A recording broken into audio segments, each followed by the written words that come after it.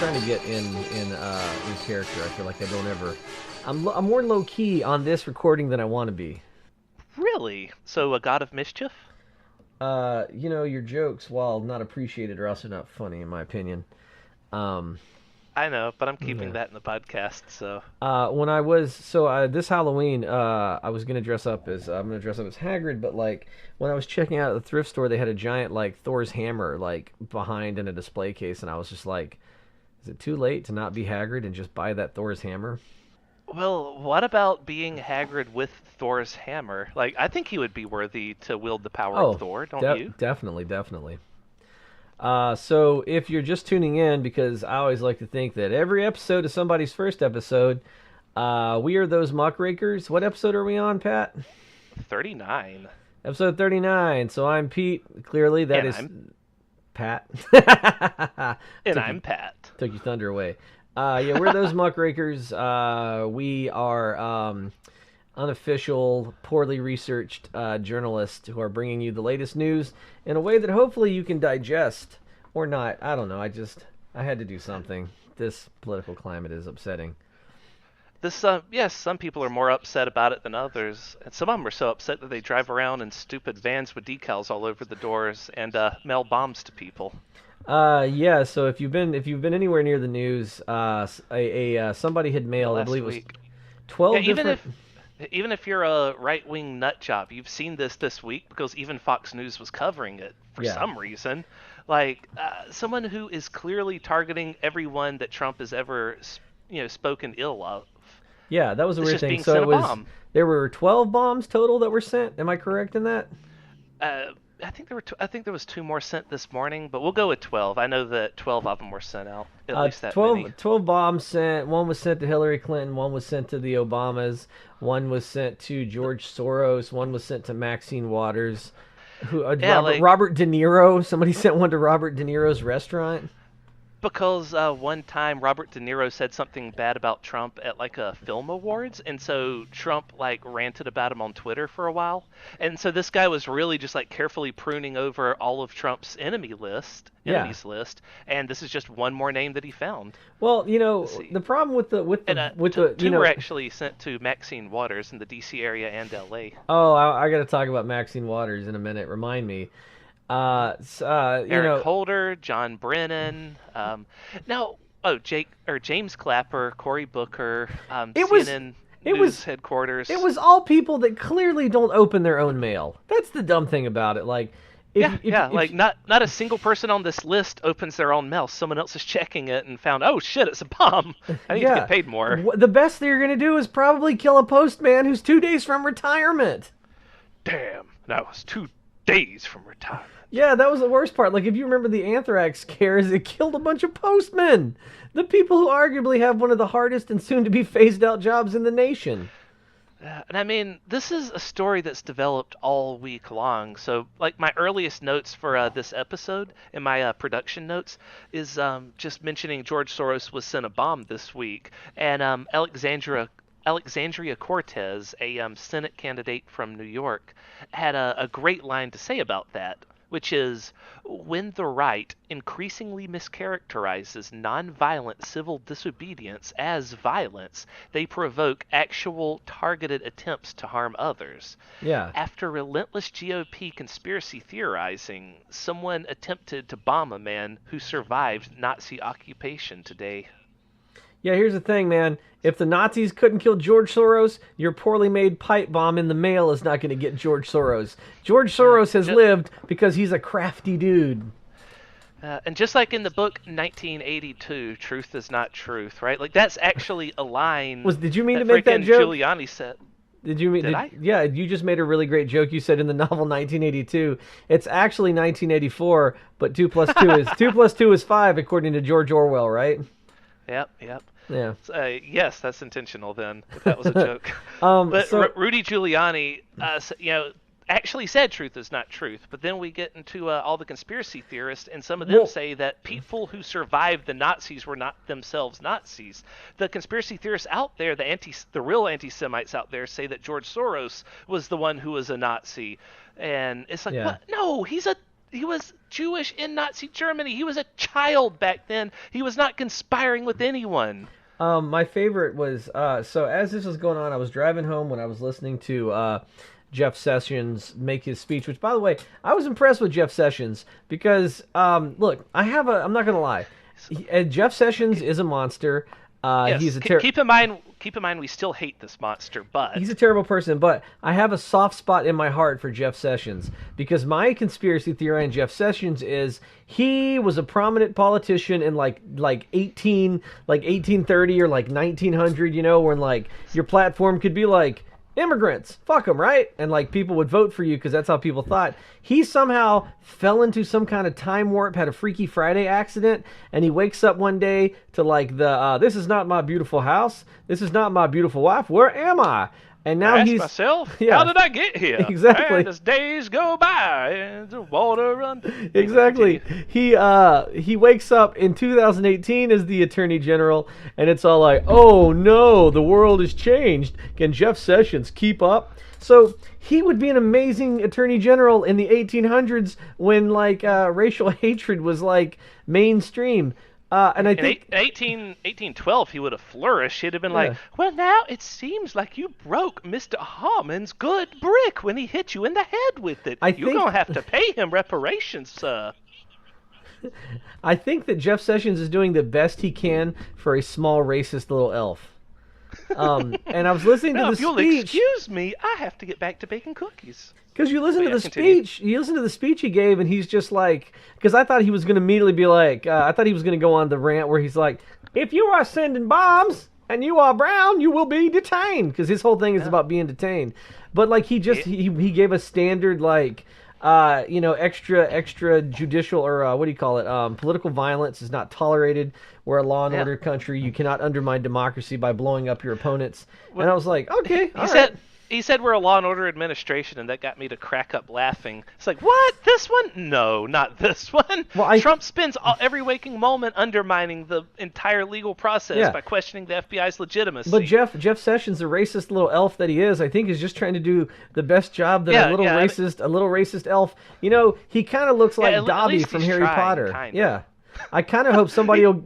Yeah, I kind of hope that Trump will give him a sock and let him be free because he's just like he just has to do whatever Trump says. He's a racist little Dobby.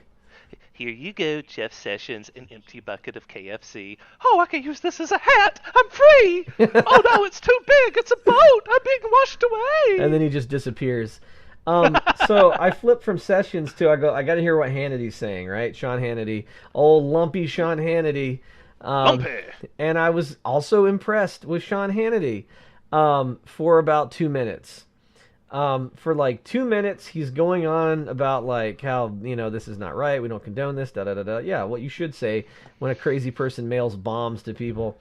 But then he was just like, yeah, I can't. Okay, look, all right. I've been saying, you know what? We're not like the Democrats when this happens. Like it's like Sean. Yeah, they're not like the Democrats because the Democrats don't promote violence like this. They don't inflame.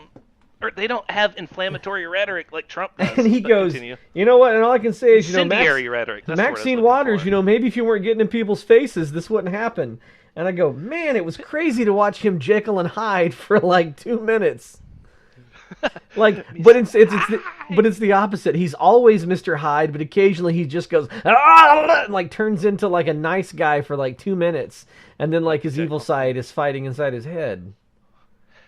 Yeah. So, oh my God. Yeah. And Trump tried sort of disingenuously to be nice, but he made fun of himself for being nice while he was being nice at like a rally. He's like, and you see how I'm not even going off tonight, right? I'm being very nice. I'm being very calm. But whenever Trump called for unity, it was clearly scripted, and also we know what he's talking about whenever he says unity. He never means unity of all the American people, because he's never inclusive. I feel like if he was smarter, he would have made a whole bunch of like, listen, okay, look, I'm not gonna explode at people, all right? I'm not gonna drop bombs on people, right? I'm not gonna blow up, wink, wink. Like, if he was smarter, I feel like he would have been making bomb puns. Because I don't even know why people are like, I can't believe Trump did this or that. He is super excited that, like, he has enough power that he can be like, listen, I'm not saying that you should send a bomb to Maxine Waters. But if I'm just saying, could somebody here do something about that meddlesome priest? yeah, Okay, yeah. sad. So the meddlesome priest we brought up before was great. It was John Becket and King. Which king was it? It was an English king. Henry VIII. Henry, I don't know. not Henry VIII. Anyway, there was an English king whose name I can't remember, and there was a priest, I believe, whose name was John Becket. And they disagreed a lot, but they had been friends since they were kids, and they would argue and whatnot, and they had different political views. And one day, the king was like, I'm gonna take care of that meddlesome priest. And true to form, one of the soldiers went to fetch him or whatever, and then just like stabbed him to death. And the king was like, "What? Wait, what? I just said take care of that meddlesome God damn it!" Yeah, whenever you're the most powerful person in the nation, people tend to listen to you and actually do what you say. Well, the problem is what happens. Trump can't just keep hammering what happens the people is like, with these are the enemies of the state. These are your enemies. Yeah. He can't keep saying that and then not expect people to follow through with the next logical step. If you believe Trump, if you believe him at his word, then these are your enemies. These are people that want to take Trump from you. These are people you should hate. And what do you do to people you hate? You kill them. That's incendiary rhetoric. So Sean That's Hannity, what Trump has been Sean doing. Hannity, I swear to God, my favorite Sean Hannity quote so far is he's like, "Words don't kill people," and I just wanted to be like, "Ready, set, fire." Right? Yeah, those words kill people. Yeah, that's a point. So when you say crazy things and you encourage violence, yeah, most of us aren't going to go out and like make pipe bombs, right?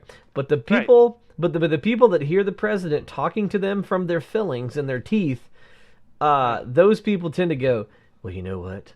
I hear Donald Trump every night, and he speaks to me from my oatmeal, and he tells me to kill.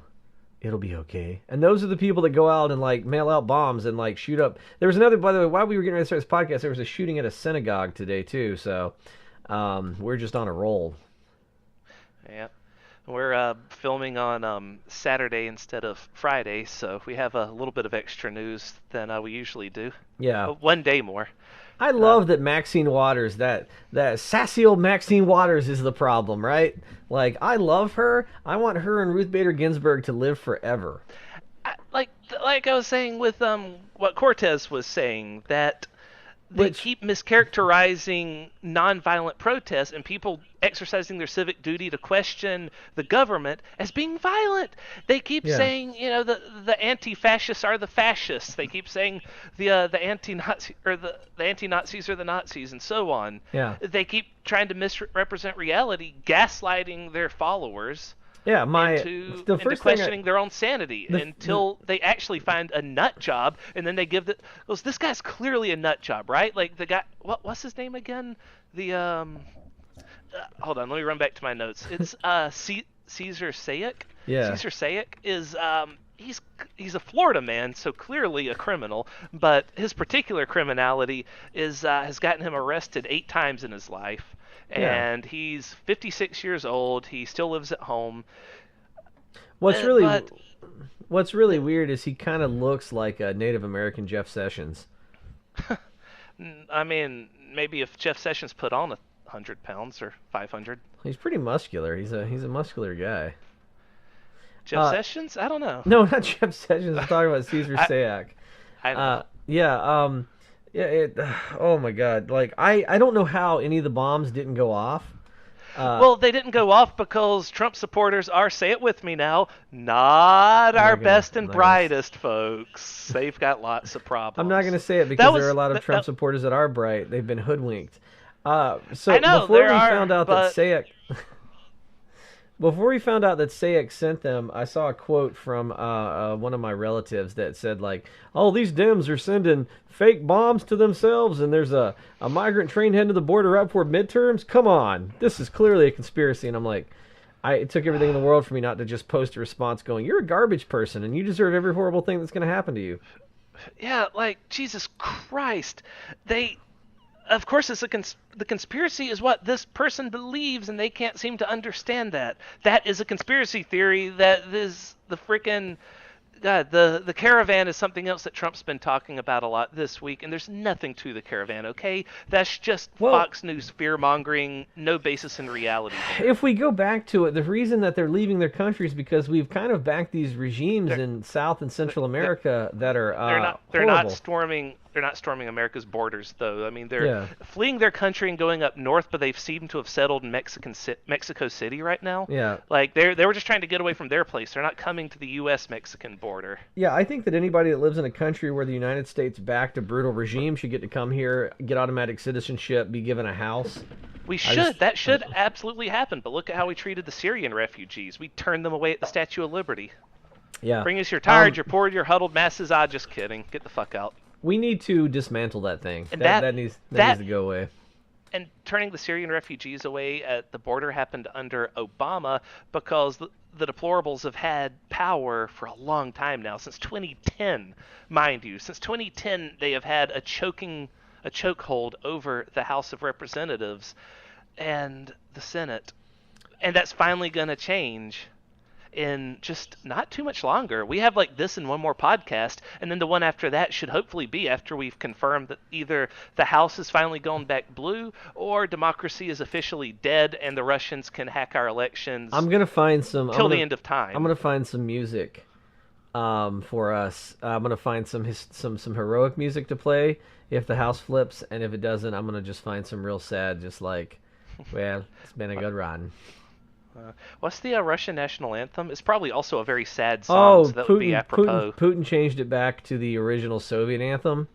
Wonderful. I don't know what it's called, and I don't know any of the words, but I know it goes like a lot of Russian music, and it sounds a lot like it's yeah, it's terrible. It's the worst What's thing that? ever. What's that one cartoon with the elephant in the green vest? I have no idea. Are you just making up cartoons now? No, but that elephant has a theme song that sounds a lot like that. Yeah, the Russian national anthem is terrible. It's of all the national anthems, it's pretty awful. Yeah, it sounds like a bunch of drunk guys singing in a pub. Yeah, so it sounds like us at New Year's. Oh, All yeah, right, that's true. I so forgot that we ruined a bunch of people's New Year's for them that one time. that was amazing. I like that night. All right, so God, we have a lot more going on this week too. Did you hear about all the riots in California? No, there were riots in California, or are you just Fox Newsing me?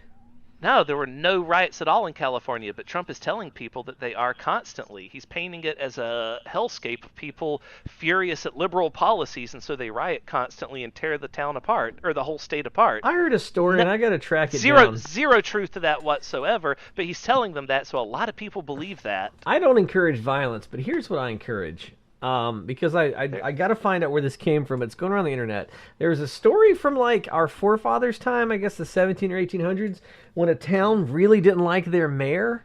So the entire town went to his house, and with their bare hands, they pulled his house apart piece by piece and threw it all into a river.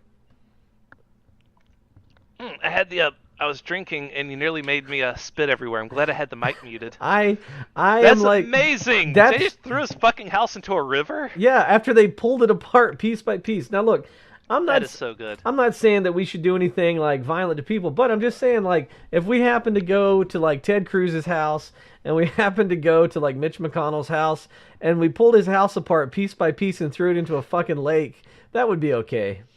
Ted Cruz used to be like the government bad boy because you're never supposed to introduce legislation on your first year in the Senate, right? And he did. Like, he broke all the rules.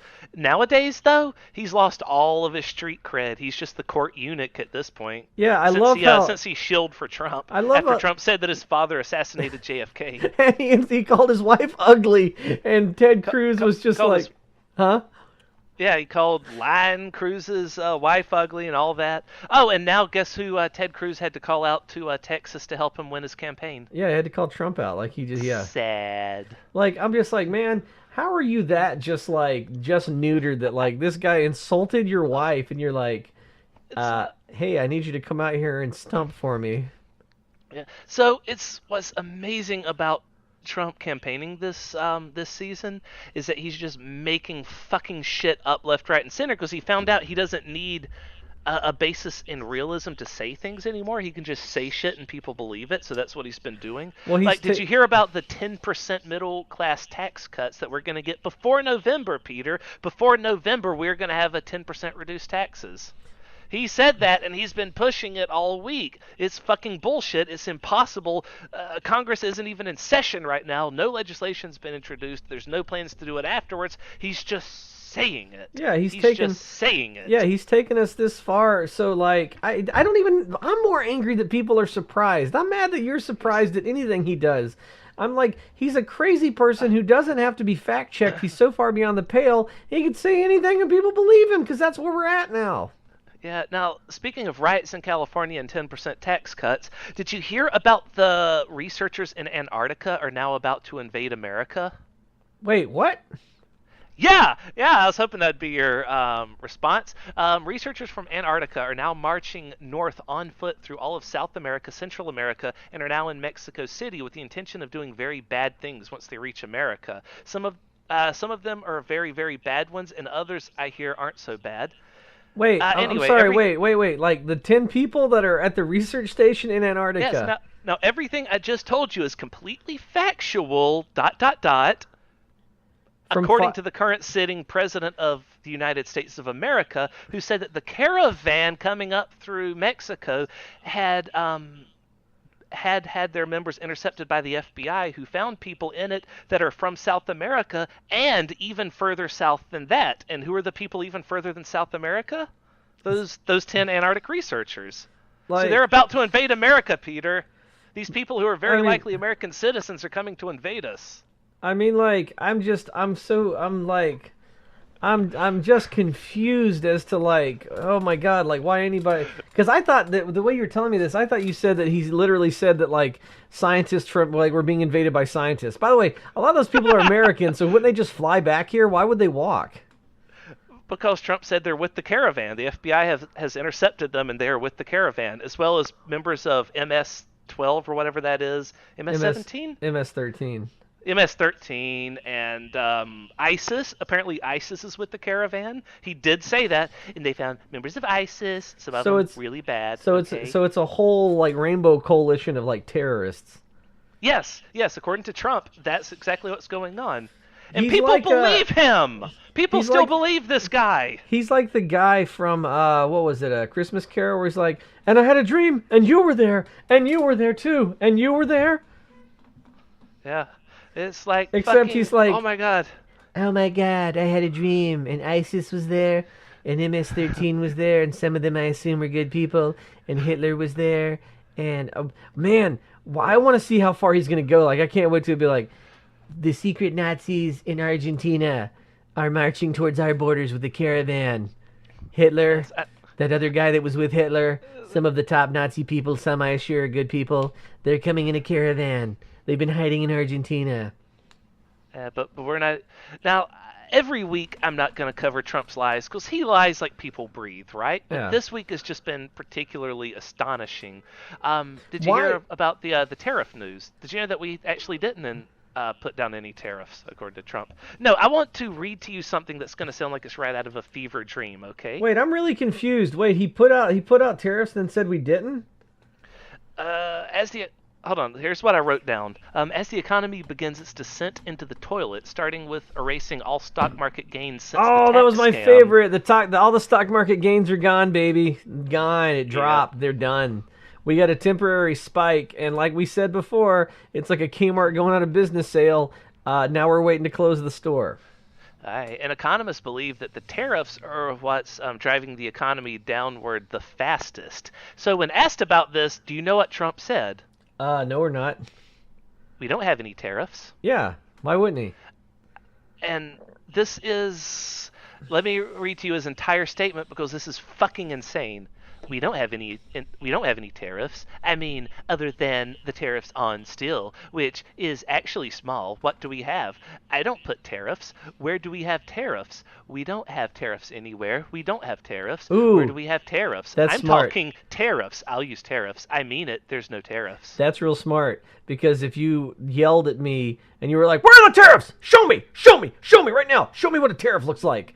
I can't because it's a concept. That's real smart. That's a bold move. Like that's gonna be like, you know what? Show me the economy. What does an economy look like? Prove it. I don't see an economy. Do you see an economy anywhere? Like, that's great because, like, you can just be like, yeah, I don't, yeah, because that's not a thing that you can physically touch.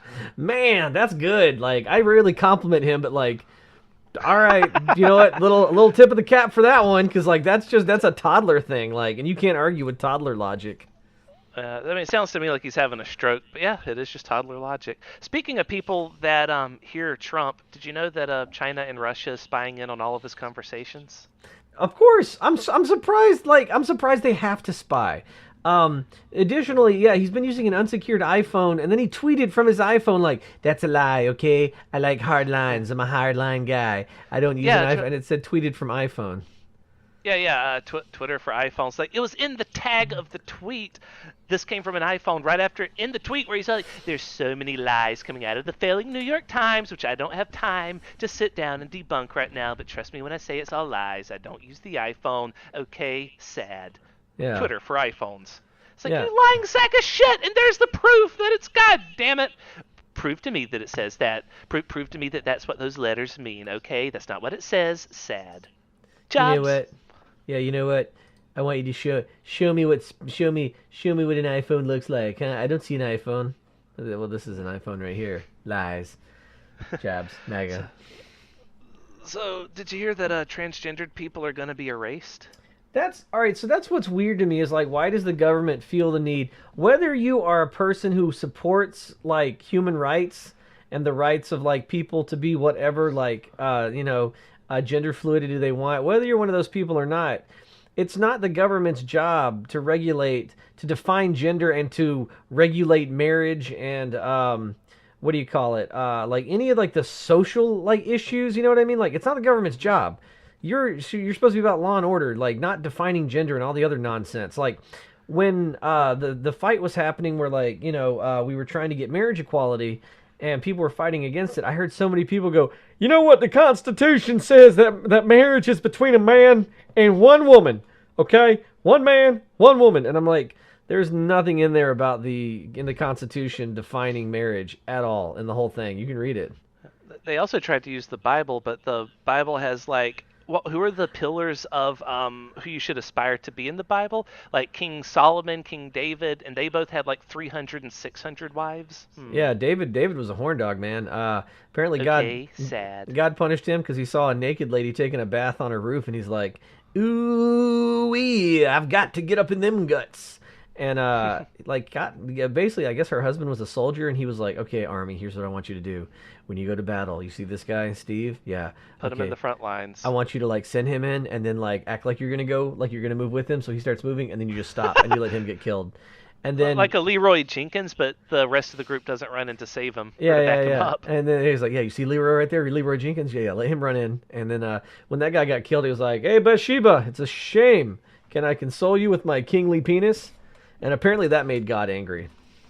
Because the 301st wife was where God drew the line. Well, what I don't get about the Old Testament and the whole marriage and lust and all that thing was the story of, was it Jacob who was in Sodom and Gomorrah, and like angels came to his house, and then a bunch of like really aggressive dudes came to his house, and they're like, "Hey, we saw those fine looking angels in there and we really want to fuck them."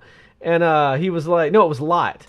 And Lot was like, "Why don't you take my daughters? They're virgins. You can fuck them." And they go, "No, we want to fuck angels." And God was cool with that, like Lot offering his daughters.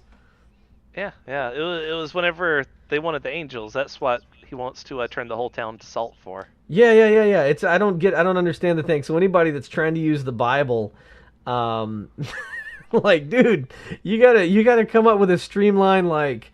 Because listen, if we're going on biblical rule, like for marriages and stuff like that, we're all going to be real unhappy. I mean, all of us. Like, it's gonna be bad. People are going to be getting. Yeah, like, I was just going to say, on the topic of transgendered people, if anyone's unaware, the government's trying to nail down a definition of what gender is, and they will strictly define it in such a way that erases transgendered people. They don't exist anymore, according to the government. And if they do that, it will then become legally acceptable to discriminate against people who are transgendered wherever you want to. And the problem, like this, everywhere except for like at farmlands, I think. But in schools, in business, everywhere else is okay. Because if you look at it, like some people are born, I believe, is it called infrasex, where they're born with both sex organs, like, you know, there's a whole lot of like different, like, it's a much more complicated issue than like Mike Huckabee likes to joke about in his. I think, by the way, Mike Huckabee wants to transition to a stand-up comic. He just hasn't done it yet, because he'll try to be like, "Oh, what if a man wants to put on a dress? Huh? Does that make him a woman?" And it's like, so basically, if he can't trans jobs, he doesn't want anyone else that transgenders. Yeah, like, so he's like, yeah. So what if I put on a spinning bow tie, that makes me a comedian? No. Your political views are what makes you a comedian, but not in the funny way. Not when we're laughing with you. Yeah, I don't know why it's just to fire up the base. Like, it's ridiculous. Like, I mean, it's not just that they're monsters, it's that they're particularly cruel, which is, I guess, what makes them monsters, come to think of it. But yeah, like, they can't just, God, who was it that was saying that it's Trump's cruelty that really defines him? So, you know, like, he can't just disagree with black football players, but if you're a black football player, you have to be a son of a bitch. Yeah. Right? He always has because to rub in his mind, the wound. Someone brought up a good point once. They said in his mind and the way he sees the world, there is no win-win. Someone has to win and someone has to lose. It's a very childish black and white way of looking at the world, and it's very dangerous for a leader because, like, we all win when we all do better, but he doesn't see it that way. He sees that, like, his team's got to win, and for his team to win, someone else has to lose. And that's his whole tiny little world. You know what I mean?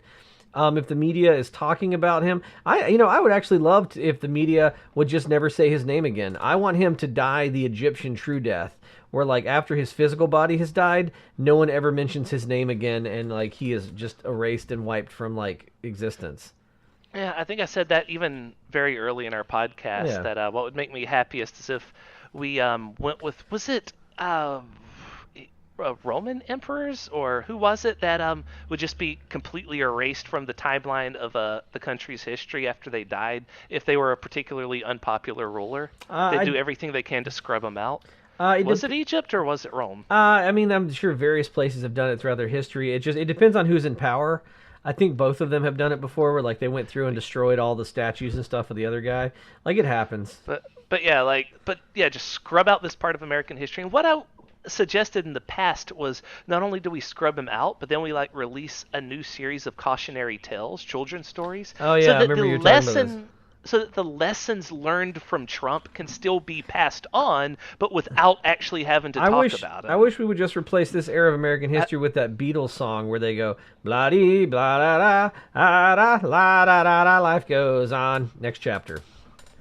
And you're like, wait, what happened between the 2016 election and 2020?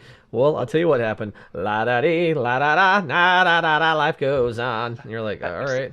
I'm sitting down with my son someday, and he's like, "Father, why is it that American history just jumped straight from this Barack Obama fellow to President 45 Mike Pence 2 years later?" Shut up and eat your squirrel, son. Yeah, shut up and eat your dirt. Speaking of eating your dirt, have we talked about the Yellowstone eruption before? I simply do not recall, to quote Jeff Sessions. If you talk about volcanoes erupting... If you talk about Yellowstone erupting... You will be detained. Yeah. No, so I saw an article. I don't believe we did. I saw an article, and I can't find it. I want to find it again. But apparently, Yellowstone, the huge... You got to call it Pete Science Corner. Oh, sorry. Welcome to Pete Science Corner. I'm Pete, and this is Science. Wah-ba-da-ba-ba-da-bop! Yellowstone National Park in the middle of the United States is known for its by the way, so it's known for its geysers and everything, a lot of, like, volcanic activity. One of the geysers that hasn't gone off for like 100 years started going off, and it shot out a geyser and then like 100 years of human trash. Like, so apparently, like, for 100 years, Wonderful. People have just been throwing shit in. yeah, people are like, hey, man, what do you think would happen if I threw this fucking shoe in there? Yeah, it's all kind of, archaeologists are like, this is fascinating. Like, it's a bunch of cool stuff. But yeah, so that geyser went off, shot out a bunch of human garbage, which feels like the world giving us the middle finger and kind of warning us. Yeah, yeah. That's just awesome though, like straight up. You're starting to see more volcanic activity, and I saw an article, I don't know how true it was, about Yellowstone's getting closer and closer to going off the volcano. And if it does go off, I'm picturing another 100 years from now, another geyser going off for the first time in 100 years, and just like all these red hats are raining out of it. People are like, "What the hell's going on? Why is it raining MAGA hats? What the fuck is America?"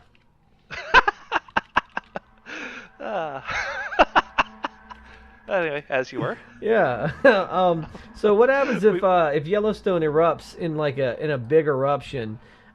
Which it's very likely to. It's been a long time, and like we've seen relatively few super deadly volcanic eruptions in recorded human history. Yeah, Yellowstone's a super volcano. That's why we have geysers there. They're being heated by the magma beneath. Fucking shooting out people's garbage, which is just great. Like, Jeffrey, did you do the recycling? And then 100 years later, it all comes out of the garbage. So Yellowstone is right at the tip. If you look at a map of the United States, it's right at the tip of Wyoming, or I'm sorry, it's the top corner of Wyoming, bottom corner of Idaho. So if it explodes in a big way, the kill zone runs all the way up into Canada, covers everything from I believe part of Louisiana, all the way up into I think Michigan, all the way over to big chunks of California, most of Nevada. New Mexico and Arizona are destroyed. A lot of Texas is gone. A bunch of the Midwest is destroyed. And that's just the people that will be killed like instantaneously when it goes off. I think in post I'll add like the sound of an ambulance cranking up in the background as you read that off. I don't think you have to do that. It'll add danger. There's already an ambulance going off in my fucking ear. I know, I was covering for that. Yeah. It's real. It's real bad. I believe they said it says 500,000 people. 500 is it 500,000 live in the kill zone? Yeah, it's out in like the Midwest, but also kind of the northern Midwest-ish area. Oh, yeah. Well, there's not 500 million people in America, so it would be yeah, it probably says 500,000. Cities within 500 kilometers, such as Billings and Casper, Montana, are covered. They'd be covered by tens of centimeters of ash. Midwestern cities like Minneapolis and Des Moines all the way to the east coast of America is going to have a few inches of ash, and it's just going to be feet and feet of ash as you go further out west. This says California's gone. These deposits disrupt building integrity, obstruct sewers, water lines, as well as interfere with electronic communications. That's the big thing. So, people aren't going to be able to get help because what we also forget, and when we saw, I think in 2012 or 13, a volcano went off in somewhere up in the Netherlands, I believe, and large parts of Europe, there was no plane travel because there was so much ash in the air. Planes couldn't fly because what happens is this ash is like tiny, sharp little razor blades of volcanic rock, and it if planes fly through these ash clouds, it'll just destroy the engines and they'll crash. The same way if you breathe them in, they'll cut your lungs up and kill you. Yeah, so if you're on the East Coast, you'll probably survive the explosion, but stay indoors for a bit and try not to let any of the ash get inside because it'll kill you if you breathe it. Yeah, it's real bad. So everything will be covered in ash. The plants will die. Here's the bad news about if this volcano goes off. In the year 1815, it's one of my favorite things to study about because no one knows about it. So 1815 and 1816 was known as the year without a summer, or the Great Dieup. They called it that because they didn't have Twitter, so no one was real clever, and Great Dieup stuck. So all the cattle and all the animals that relied on the feed died, and they just stacked up because we went from winter to bah, I can't wait for this summer to oh, it's getting real cold again, and then to winter. So we went winter, winter, winter, but no chicken dinner. And, that's what I was just thinking. Yeah, it says snow fell in June in eastern North America, and crop failures led to the worst famine of the 19th century. It caused global cooling, and this was in 1815. And you gotta think how tough people were in 1815, right? Yar. Like, I get mad if I haven't eaten in like 4 hours. I'm like, I haven't eaten a steak in 4 hours. I'm hangry. Like, people in 1815 were like, I hadn't eaten since midweek last week. I ain't eaten nothing. Nope, I've been drinking my own urine. Like, those people were tough, and yeah, a lot of them died. Like, because that's the thing we don't think about is like this Yellowstone eruption goes off right in the middle of our heartland where we grow all our food. Been drinking my own urine and get my exercise in, burying my third son. You know what worries me is, where you live, you're right in the middle of farmland down there in Georgia, but they grow cash crops. Yeah. So, like, you're like, well, thank God I'm here next to the farmland. It's like, well, I hope you enjoy eating tobacco and cotton. Yeah, I was about to say it's all cotton. Yeah, it's all cotton. So this is all government subsidized crops, right? Like, this is stuff people are paid just to grow and then destroy. So yeah, this will be. I mean, so we won't be able to fly. Electronic communications will be knocked out. It's a nightmare scenario. The only good thing about it is the good news I said, because I did say there was good news. It might offset global climate change for a little while longer. Yay, we get to live. Well, we will die. But it puts so much ash and stuff in the air that it actually causes, the whole planet to cool. So that'll be nice. But it'll be terrible for everybody else. So if you live anywhere in those places that I mentioned, I don't know, man, either move out or just start getting credit cards and spending. I guess. Yeah, that's my science news. Because so the worst case scenario is like, so the stock market crashes, we go into another like Great Depression, and then the volcano erupts, and it's just like because that's what happened with the original Great Depression, was you had a stock market crash along with a major ecological disaster. Where? In the Midwest. Yeah, you had the Dust Bowl because of stupid, poor planning of like the use of the soil and stuff like that. All the dirt blew away, and then like we're like, well, I mean, ain't got the no stock crops. market is, and the Dow and all that's really just the U.S. stock market, and America ceases to be once Yellowstone explodes. Yeah. So the stock market ceases to be. But that drags So everyone we're else. all That drags we're all every- equally rich because all debt is wiped out, all money is wiped out in America. Yeah, well, that drags everybody down. So the American stock market crashes, America's destroyed. That drags everyone down, man. Like the whole place, the whole house of cards falls apart. Yeah, I mean, Vladimir Putin would need a new puppet country. Yeah, I don't know what would happen. This is bad. I don't know what would happen with China and Russia with that, but I'd be less concerned with that and more concerned with like, oh man, well, I'd be real happy because I'd be real thin, and I'd like that because I'm real fat right now. I shaved yesterday for a Halloween costume, and I don't like how fat my face is. It feels like my cheeks are trying to eat my fucking chin. Like that's too bad. No, seriously, like my cheeks and like I guess I would call it my waddle, my underneck. What it looks like is the fat on my face was like, all right, chin, we've got you surrounded. Come out with your hands up. We can call it your McConnell. Yeah, well, even McConnell's not fat. He's just real old and turtly. It looks fine on McConnell. I look like Officer Rod Farva from Super Troopers. Ramrod. Yeah, it's terrible. I regret shaving, and I have to go back to work at some point. They're going to see my fat face. On the bright side, have you seen the new Super Troopers movie? No, I have not. Farva still looks exactly the same. Like, nobody from the cast has aged at all. I mean, I guess I guess that's good. Yeah, so you do have like another 10 years of youth to look forward to until you lose weight, and then you'll age like a I don't know, a melting turtle. Yeah, well, that's what I'm looking forward to in the apocalypse. Is like we're all going to just be laying around, starving to death, coughing up blood from the ash in our lungs, and I feel like we're going to look at each other and go, "Oh, you look so svelte, man. You're so thin. You're looking good." Looking emasculate. looking real good.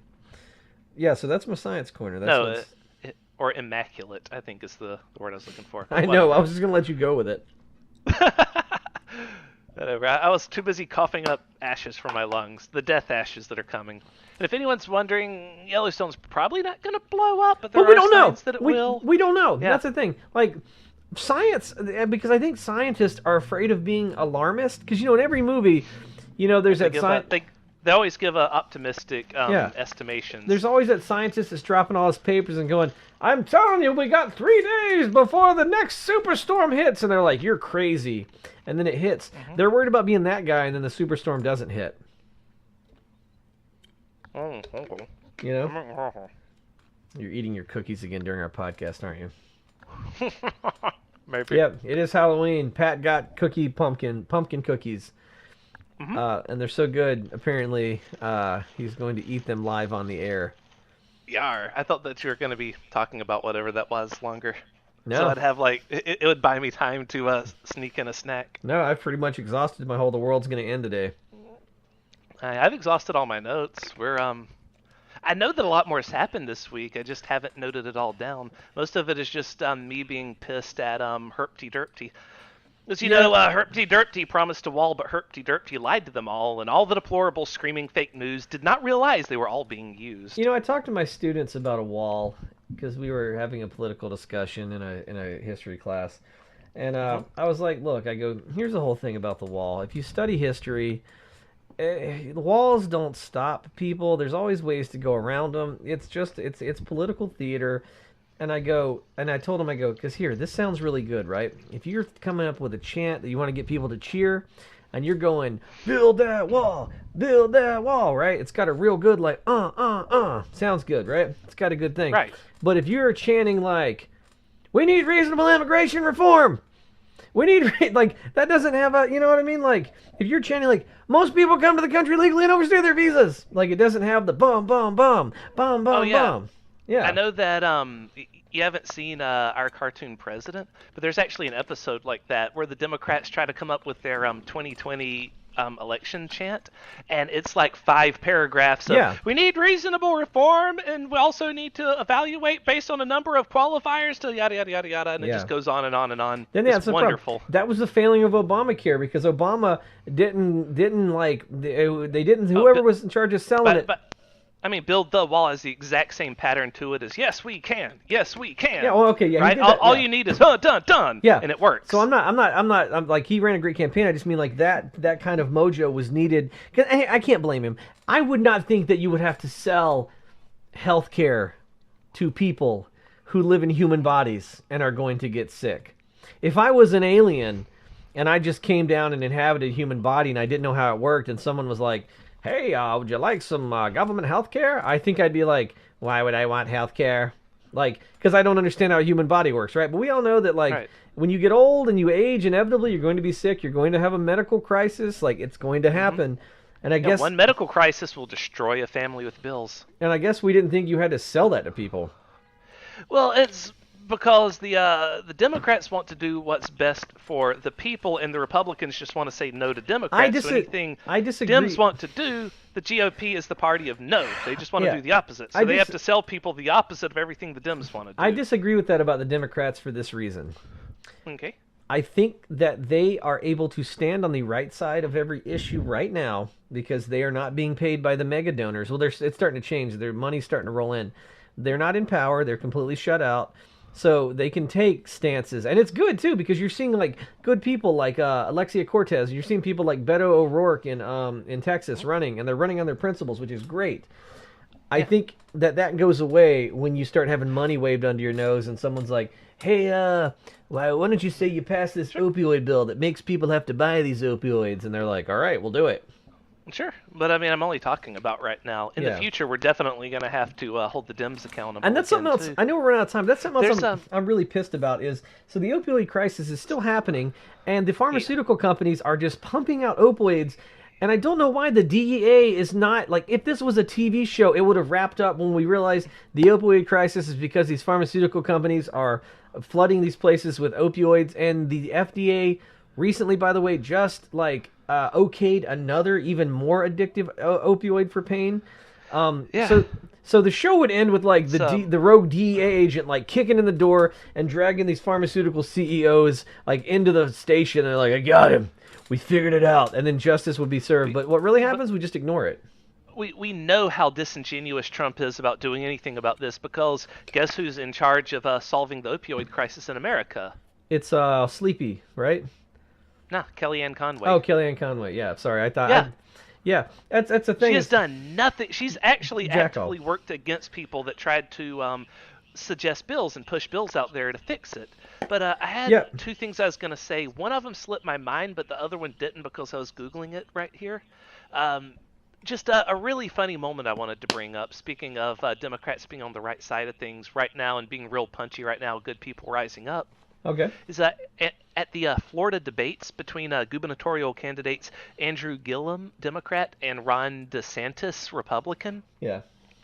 Gillum said something that was just amazing. He was talking about all the people that supported DeSantis, such as neo-Nazis and the Ku Klux Klan and all those other people. And at the end of this explanation of all these people that are raising so much money for him and are cheering his name, Gillum says, now, look, just to be clear, I am not calling DeSantis racist, okay? What I am saying is that these other people who are racist certainly think that he's racist. And DeSantis had just this, most thunderstruck look on his face. It's like, I'm not calling you racist. I'm just saying racists think that you're racist. Yeah, it's like when David Duke thanked President Trump. Yeah, David Duke is a grand wizard of the Ku Klux Klan, and he loves Trump and has said on many occasions that Trump stands for everything I stand for. So whether you want to argue whether Trump's racist or not, and you're like, well, what did Trump say about this? When asked about it, Trump pretended like he had never heard of the Ku Klux Klan before, even though his grandfather was in the Ku Klux Klan, and there are photos of this. So, like, it's that dumb speech that your parents used to give. Our parents all gave us as kids when they go, you got to be careful about the friends you keep. I was like, you don't know me, you don't know my friends, but it is true. You have to be careful about who supports you, because if all your friends happen to be Zig Heiling and they're all Nazis and they're yelling, Jews will not replace us, maybe think about how those friends make you look. Yeah. Ah, man, what I was going to say had to do with Nazis also. The other thing, what was it? I know we were talking a lot about Nazis right before the podcast. Yeah, I was reading a great article, I believe it was by The Atlantic, about, it was an interview with a guy from the 80s from England who started an anti-fascist group, and it was very interesting. They were basically he was telling about how they planned out, like, to beat up Nazis, and they planned it in such a way that it basically depowered the Nazis, because on the news, all you would see is, like, these alt-right groups and these Nazi groups getting the crap kicked out of them, but they were doing it in such a targeted way that the cops never caught on. It achieved doing that other word I said earlier. It emasculated them. Right. And so they basically emasculated this Nazi movement and destroyed it. And then once they had destroyed it down to about 200, the rallies were getting up to like 2,000 people, and the guy goes, we couldn't let Nazis march in our city unopposed, which I think is important. When it comes to violence, I'm a little bit more on the fence. But I like what he said. The stuff they did... We do not support the same incendiary rhetoric that Trump preaches. We're just saying that this is something that happened in the past. Yeah, and what was fascinating... And it's interesting because the opposite's happening today with the Proud Boys, which are modern age Nazis, just rebranded Nazis, are now starting to beat people up so that they can look, strong and tough. Yeah, so what happens is when, like, because the thing is, I don't feel like, and I hate that people call it Antifa. I think we should just call them anti-fascists. I think that's what we should call them. Right. I want them to be called anti-fascists because I want you to have to talk bad about anti-fascists. Right. I mean, basically, someone who's quote-unquote Antifa is just a young liberal, right? Yeah. They've rebranded young liberals as Antifa because one time that was a brand that they were drifting around. Well, the problem with the anti-fascist movement in America, unlike that article I read about in England, was that there's not a targeted way to go about it. There was a guy, and it was so dumb. He was on camera. He got fired from his job. He was on camera yelling at a lady who was a Trump supporter, and it was so dumb because he's doing the exact same thing that the Nazis do. He's just like, you stupid bitch, and like calling her names, and like she was like, my husband died in 9/11. He goes, good, he should have. And it was just like it served no point, and it only gave a win to the other side, because it's all about optics. You know what I mean? If you can take the Nazis' dick away from them and make them look emasculated and stupid, then you've won. But there doesn't seem to be a plan with the anti-fascists. They just go out and get in these stupid street brawls, and because like the Proud Boys and other Nazi groups are organized, they tend to win the brawls, or at least look very good on camera, and it attracts more people to their group. And it also, unfortunately, gives more ammunition to Fox News, right, who's able to then paint the left as being just as bad as the because right you're allowing is. them. You're allowing them. They draw a sharp false equivalency, Yeah. but they're able to draw any kind of equivalency, which is enough for some people. Like, oh my God, I saw just the stupidest tweet retweeted by someone that I tragically follow, which was, so what was that about the innocent left not inciting violence again? And it's a magazine of Rolling Stone featuring like a young musician who had the nickname the Bomber, right? Yeah. And they're like, see, this is just as bad as the Trump supporter that went out bombing people. It's like, what? I mean, Rolling Stone's a historically peaceful magazine because it's about rock and roll, which is all about love and peace. And it's a musician's nickname, and you're saying it's just as bad as an actual serial bomber? It's the same way as I don't know if you saw this, the new Halloween movie came out, and like, they're using, like, they got, what's her name? The lady from the Halloween movies, I don't know her name. I can't remember her name. The actress, in the movie, her character, who has been stalked by Michael Myers for like 8 movies, has like guns and she's ready for him. And the actress is, for like legislative gun control and stuff. And they go, how hypocritical that she's using a gun in a movie, but it's like Fox News forgot that movies aren't real. Also, yeah, absolutely. I think you should exercise your Second Amendment right if Michael Myers is in your fucking house. Yeah, I mean, people aren't trying. No one who's in power has suggested taking guns away. They just like to. People in the NRA just like to pretend that that's the case. And also, another thing, though, about the Bomber magazine or the Rolling Stones magazine is that nobody that works for that magazine is the most powerful person on Earth, like Trump is, right? Trump is the golden god to his followers, and he is also at the same time the most powerful person on Earth. So his words carry so much weight to them. Well, you cannot draw a parallel between anything he says and anything a fucking magazine writes in it. Which the magazine didn't even write anything bad in it. The whole point is that these people think that it's similar. If you're gonna try to use like street brawls, you know what I mean, like, because Nazis should not go unopposed. You know what I mean? Like, there should be strong opposition to show that this is not a country of Nazis and we don't support them, because the same thing happened in Nazi Germany. They were a small but very violent group of people that managed to seize power. They weren't the majority. They actually lost a couple of their first attempts to take over the government, but they didn't have enough opposition. And that was the problem. When people saw this group, more followers started glomming on. So that's why my whole point is, if you're going to go out and oppose Nazis in such a way that you get in a street brawl with them, you need to make sure that your optics are planned and that you are, A, not losing the fight, the physical fight, but B, that it is in such a way that you're not allowing them to both, A, win the fight and play the victim, because that's what they do. Right. Exactly. So they can win while also playing the victim card. The most privileged people on Earth get to be all like, poor us. Anyway. Yep. So yeah, that's the whole thing. Just plan it out, man. Also, it's an exhausting week. But yeah, the TLDR of this week that we never even said in plain language was that a serial bomber committed the most widespread assassination attempt in American history. All 242 years of American history.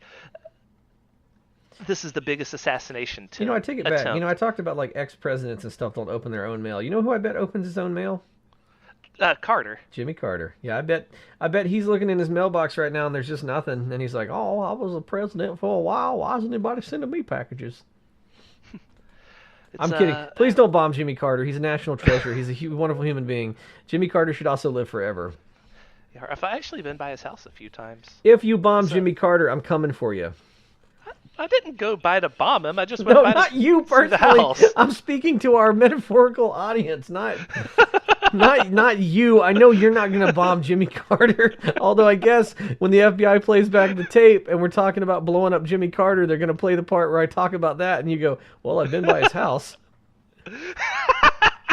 They'll just take it out of context and be all like, see, the violent left here. It's like, oh, God damn it. I can't wait till our trial.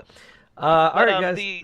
Go ahead. And the van that the MAGABomber was found in, of course, had stickers of Obama and Hillary, and Michael Moore was on it also. His face was prominently featured. It's just stickers of all these people with bullseyes over their faces. And then there's also like heroic propaganda pictures of Trump on a tank, and Trump saying, "I approve this message," and Trump, Pence, whatever. I'm gonna go ahead and say, it's a major MAGA if you're a van, cop, major Trump propaganda. if you're a police officer, you're an officer of the law, or if you're just an auxiliary police officer, if you're a deputy's deputy, whatever. If you have a little blue light that you put on the top of your car, if you see somebody with more than 3 political stickers on the back of their car, maybe pull them over. Maybe just run a check and go, "Hey man, you okay?" Yeah. Because this guy's a nut. Like, there's all kinds of videos of him attending Trump rallies and all this other stuff. Oh, that was the other thing I was going to talk about, is how the right has been trying to paint this as a false flag operation all week, and trying to say, no, it's actually the Democrats sending bombs to themselves, and that's why the bombs didn't go off. And it's like, no, they didn't go off because this guy's stupid. Yeah. But, I mean, like, best case scenario, he does know how to make a working bomb, but his bombs only worked in very controlled environments, whereas putting them in a mail package and sending them out where they're exposed to all kinds of different temperatures before they arrive, that probably like broke the detonator or whatever. Bombs are really hard to make. Yeah, right. That's the reason why whenever people counter gun arguments with, well, they could just make a bomb. It's like, can they though? Because you got to know what you're doing with bombs. Case in point, the MAGABomber. Well, because I used to always bring up the underwear bomber. He didn't know what he was doing, so he set his own crotch on fire. Didn't kill anyone else though. The MAGABomber juxtaposed against the guy that went and shot up a synagogue today and killed 12 people. Because you can just buy a gun and it works, and no one can like flag you if you're buying a gun. But if you're buying bomb parts, you might be flagged, and then people might be able to stop you before you succeed. Exactly. If we had more gun laws in place, then maybe people could look at why you want a gun and who all's buying guns and keep track of that shit, so that maybe we can stop shootings like this. I think what we should do with guns, and I know we've had a lot of gun control debates and stuff, and we've had a lot of suggestions, is I think before you buy a gun, you should have to write a 5-paragraph essay. I like that. You should have to write a 5-paragraph essay explaining why you want a gun, and you should have to write it in the store so we know that you wrote it, and then we should send that off to Quantico, and they can, we have a profiler read it, and then read your essay and go, I think you should have a gun, or nope, I don't think you should have a gun. I think it's fair. You know what? Make essay writing great again. Yeah, I mean, we've discussed in past episodes gun insurance, and we'll probably bring it up again in a future episode, but for now, I guess that's all the time we have for this week. That's the muck that's been raked this week, and please don't hurt Jimmy Carter. He's amazing. He's a wonderful guy. He still builds houses for poor people. And with all that time you're gonna save yourself by not hurting Jimmy Carter, maybe go to our SoundCloud page and give us a follow, give us a like. Yeah, please. We're desperate. That'd be fun. We're desperate for likes on Twitter, on all those other Follow places. us on Twitter at those Muckrakers. All those other places where podcasts can be found. Give us a like, give us a rating. Help us get the word out that these guys talk about news, but they do it in a way that we like, and it's funny.